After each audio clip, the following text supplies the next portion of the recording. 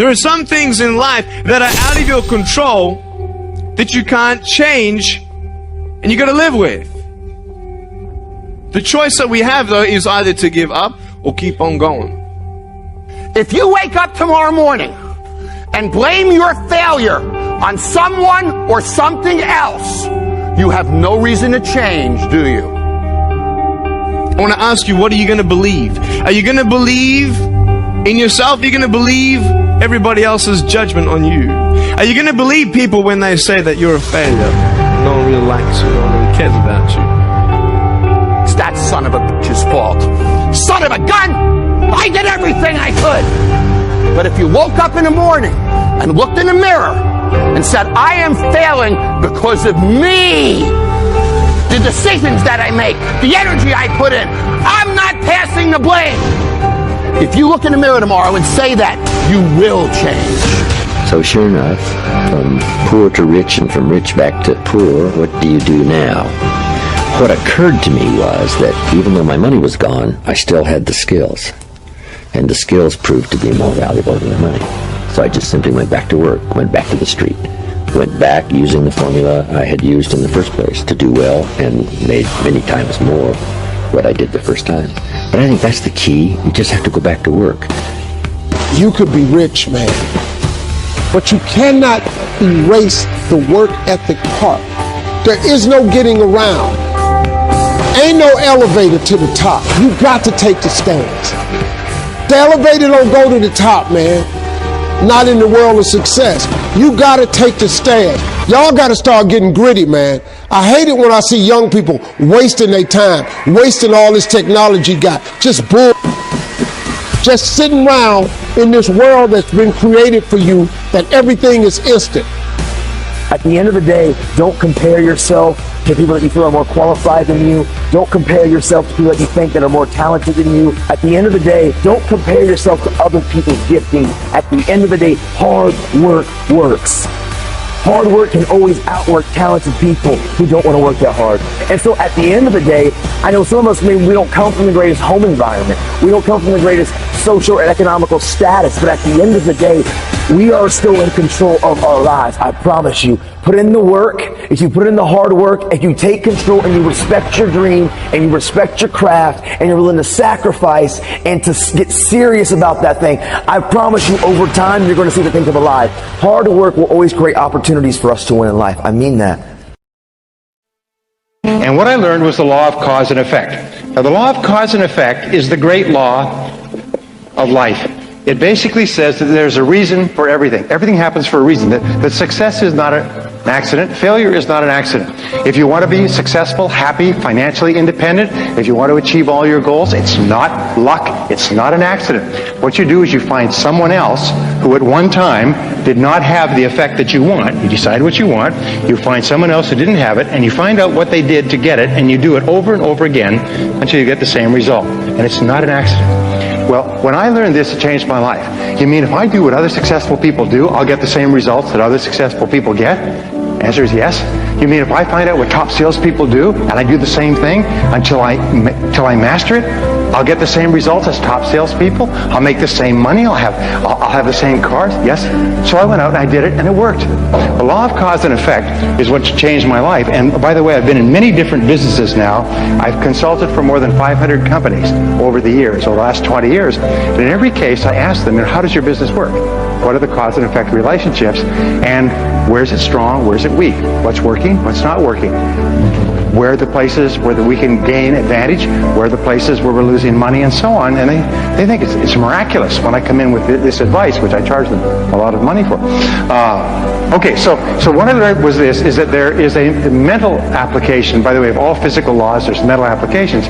This is more important than anything else. It's that thoughts are causes. Thoughts are causes, and conditions are effects. Thoughts are causes. Oops. Thoughts are causes, and conditions are effects. That means your thoughts create the effects of your life. Is that your thought is created. You are almost like a magician in your own life. You create your world by the way you think. And the interesting thing is, it's not the way you thought yesterday or the way you might think tomorrow. It's the way you think at this minute, at this moment. It's the way you think in the now that determines your life. And your thoughts are constantly creating your world on a forward basis. The wonderful thing about our society, a free society like Singapore, is that at any given time you can draw a line under the past and you can say, that was the past, but this is how I'm going to think in the future. And your whole life, just like turning the wheel of a car, goes in a different direction. If you change your thinking, you change your life. And when I learned this, you mean your outer world merely reflects your thoughts? Your outer world is merely an image of your inner world? Is that you keep attracting into your life people and circumstances in harmony with your thinking? Is that everything you have in your life you've created by the way you think? And that if you don't like anything, you can change the way you think and attract something different? Yes, all of that's possible. And once you learn that, you realize there's only one thing in the universe over which you have complete control. What is that? You only control one thing in the world. What is it? You can control your thinking. You can't control other things. You can't control the traffic, and you certainly can't control the weather, but you can control your thinking. And that's enough, because if you will control your thinking, you control the whole world. Singapore is a tribute to human thinking. Singapore is merely an external expression of the very best thinking that has gone into building this country. This country is based on mind power. It's the most amazing thing. Look at these beautiful hotels and convention centers and office buildings. I mean, these are mental. These were mental before they were physical. Are you with me so far? It's really important to understand that. It's kind of an overwhelming thought. I had a hard time with it when I was in my early 20s. You mean my life, which was not that great, has been created by myself? Yes, it's been created by myself. So I said, well, then I'm going to start to get my thinking in harmony with what I want, rather than keep thinking the old crummy thoughts. All right, so thoughts are causes, conditions are effects. Now what this means, and it brings us to the great law, which is the foundation of all religion and all philosophy, is that you become what you think about most of the time. You become what you think about most of the time. This is the underlying principle of all religions, all philosophy, all psychology, all success, all metaphysics. Everything is you become what you think about most of the time. So the question is, what do you think about most of the time? By the way, this law is always true, except there are a couple of exceptions. If there weren't exceptions, then every young man would turn into a young woman by the age of 20.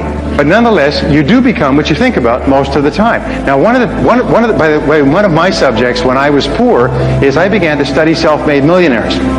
Self-made millionaires are people who start with zero and within one working lifetime pass the $1 million mark.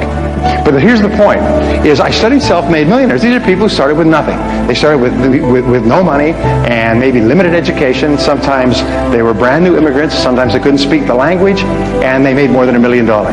So tens of thousands of them have been studied over the years to find out what they do differently. And wouldn't that be a good thing to know, by the way? Say yes. I mean, if you want to be a self-made millionaire, I can promise you this. If you don't know how they think, you can't make it.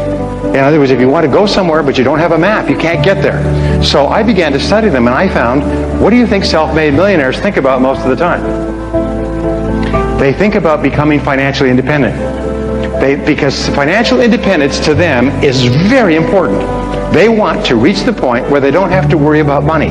After that, they will spend. What do you think poor people think about all the time? They think about how little money they have and think about spending everything they have. And everything they can borrow or put on credit cards. So self-made millionaires are always thinking in terms of financial independence. Poor people are always thinking about how poor they are. Now, if you want to become a self-made millionaire, starting point is begin thinking about financial independence. And I'll talk about this in just a second. So, go back to my question. What is it that successful people think about most of the time? Come on, this is real simple, but it's really important. What is it they think about most of the time? Success?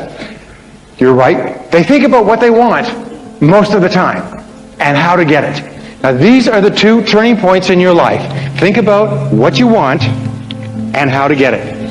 What is it that you really, really want, and how do you get it? And that's what they think about most of the time. And if you think about what you want most of the time, you start to move toward it, and it starts to move toward you. If you think about how you can get it and what you can do to move faster toward it, you begin to see all kinds of ideas. You all know these things about the brain, but the fact is, if you plant an idea in your brain, you suddenly start to see all kinds of possibilities to achieve the idea. Successful people are successful because they think and talk about what they want. Unsuccessful people are unhappy because they think and talk about what they don't want. They think and talk about the people they're mad at and their bad experiences and their bad luck and their bad job and just shut up. They whine and cry about their situation, but successful people are thinking about what they want and how to get it most of the time.